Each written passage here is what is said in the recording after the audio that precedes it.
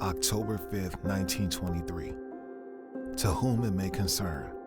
My thoughts just before the first real college game of my life. The honor of my race, family, and self are at stake.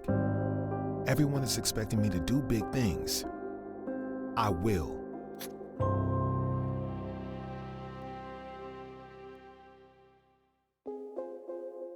Jack Trice was Iowa State's first African-American player, and his legacy stems from a single game with the Cyclones. Trice was one of only a handful of black players at predominantly white institutions in the 1920s. He had a lot of things resting on his shoulders. Not being able to ride in the same train car, not being able to be in the same hotel. So you have this young man realizing what he's doing is bigger and more than football.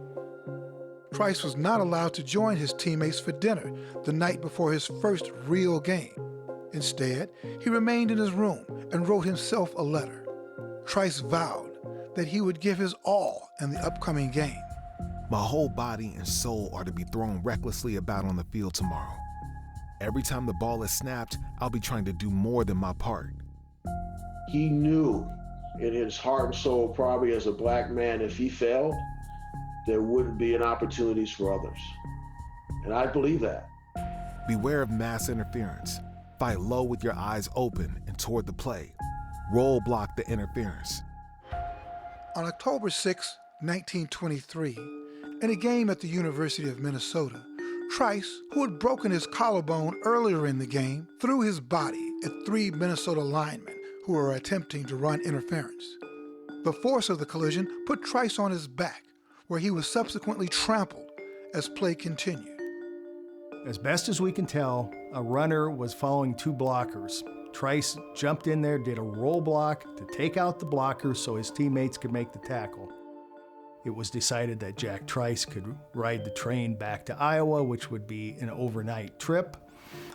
He did that and then was immediately entered into what was then the Iowa State College Hospital. 2 days later, with his wife by his side, Trice died as a result of internal bleeding. He was 21. In the aftermath of Trice's death, the white sports media and university officials concluded that it was not racism, but the brutality of football that caused the injuries. Indeed, football was an extraordinarily brutal business. The game claimed 18 lives in 1923. For African Americans, football was an extension of the organized terrorism against blacks. As early as 1892, Michigan's George Jewett heard Purdue fans shout, "Kill the coon." I can only ascertain, based upon everything that I've heard and read, that there was intent to harm. I cannot say that it was an intent to kill, but that obviously was the outcome. No matter what the intent behind it was, you could say it was a legal play. One of 3 things happened to Jack Trice in the Minnesota game. 1, he was targeted because he was the best Iowa State lineman and he was playing a heck of a game. Or 2, he was targeted because he was black and the only African American on the field. Or 3, it was simply an accident. But I'm not naive enough not to think it was racially motivated.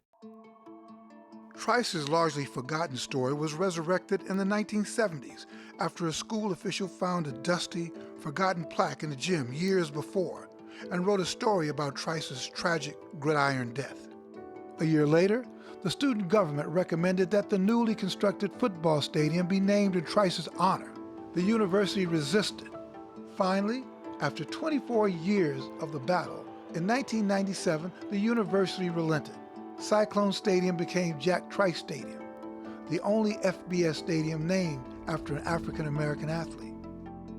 We were not a major push in the name change. We were kind of subtle.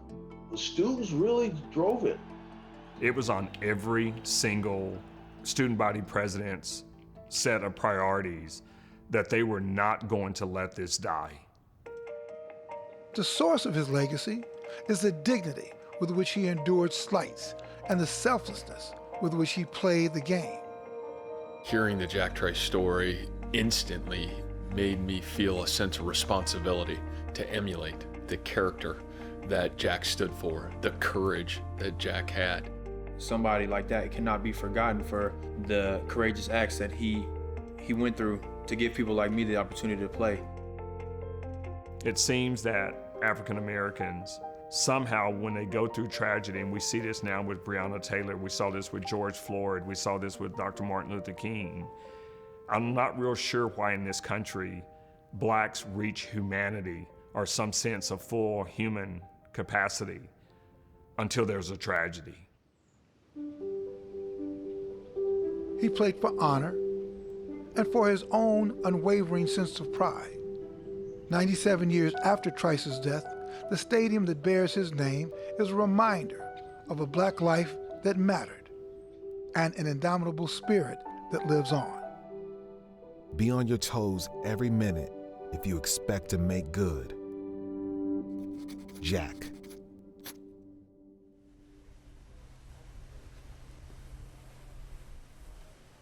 William Roden reporting. These are the patches that Iowa State will wear on their uniforms this season. They resemble the vertically striped uniforms worn by the Cyclones during that 23 season. They'll wear them on the all-black uniforms tonight. Iowa State also has a John Jack Trice Scholarship Fund that helps students who aspire to attend Iowa State University. William Roden with an outstanding piece on the legacy of Jack Trice and Iowa State. Thanks for watching ESPN on YouTube. For live streaming, sports, and premium content, subscribe to ESPN+.